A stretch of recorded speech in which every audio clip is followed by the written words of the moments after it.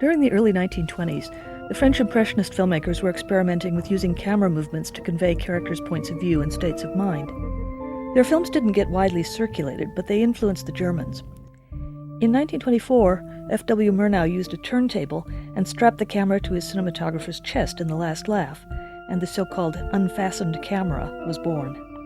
That cinematographer, Karl Freund, also worked on Variety, and here he went further, putting the camera on the trapezes and showing dizzying shots of the crowd. Partly because of its sexual content, Variety got far wider distribution, and Dupont and Freund ended up getting a lot of the credit for what the French had been doing for years.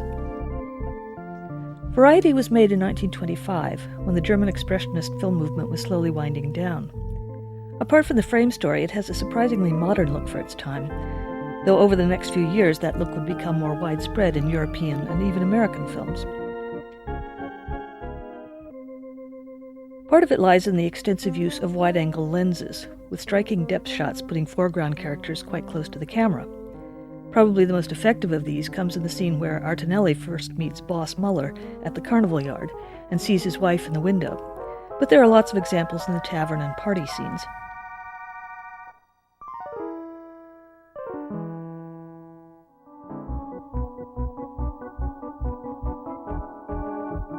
Dupont also cuts freely and with ease around the spaces of scenes, as in the party scene where Leah Dupuy dances on the table.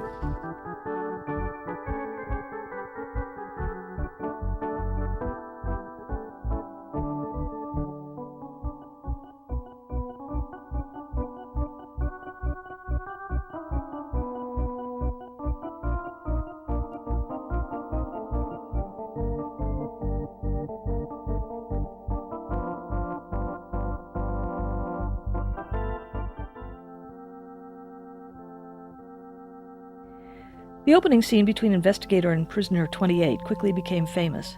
Critics praised Jannings for acting with his back, since we never see his face in this scene. It's only in the final scene, after the extended flashback, that we get a frontal view of him as a prisoner. Basically, the opening is an over-the-shoulder shot-reverse shot situation with no reverse shot. The shot-reverse shot pattern had only become a really common convention in the United States since 1917, and in Germany it only became widespread in 1923. It's interesting to me that by 1925, the lack of a reverse shot would seem such a big deal and be so widely commented on. In the American version of the film, the flashback starts with a carnival scene, with the camera freely moving about on the swings and Ferris wheel. The effect is sort of a combination of the elevator scene in The Last Laugh and the carnival ride of Jean Epstein's Cour Fidèle.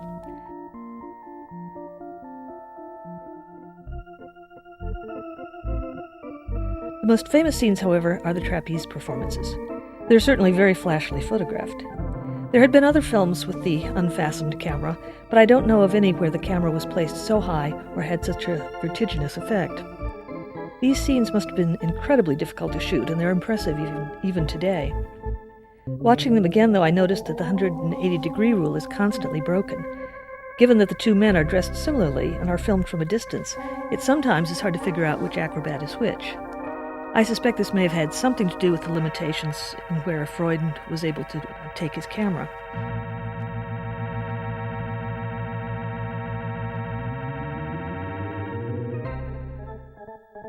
One scene that might not look very innovative to most modern viewers is actually quite unusual for 1925.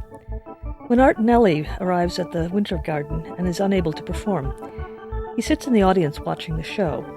We see a series of short excerpts from the acts, linked by dissolves. It's a montage sequence of the sort that would become utterly standard by the 1930s. This sort of time-passing montage was quite rare at the time Variety was made, and the Germans played a large part in developing this technique during the late 1920s.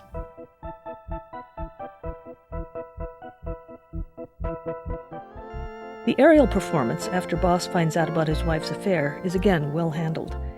Clearly the filmmakers have been holding back on the flashy techniques for a stretch of the film before it in order to make the action all the more effective. And it is quite a good scene, very suspenseful concerning whether Boss will kill his partner in revenge. Having the friend who's so worried that he can't watch and goes outside is a good touch.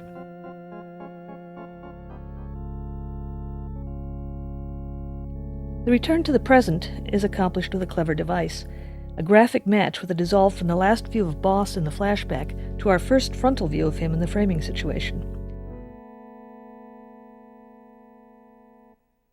The investigator stands up, revealing the outline of a heart carved into his chair. It's an ambiguous moment. Is the heart ironic, commenting on how the power of love can motivate violence, or symbolic of the mercy shown to Boss at the end?